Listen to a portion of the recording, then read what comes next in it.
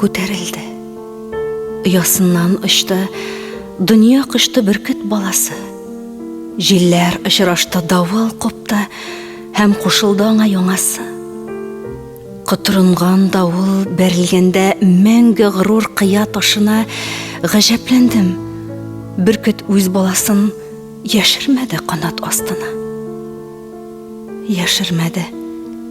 Ізләп яшінләрні жил көтәрі таулар тозанын, мен жәллемен көріп яш бүркітні һәм көтәмін давыл узғанын.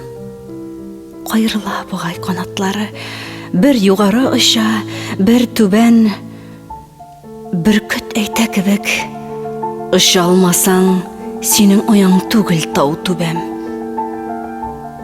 Ұша бүркіт, шаша.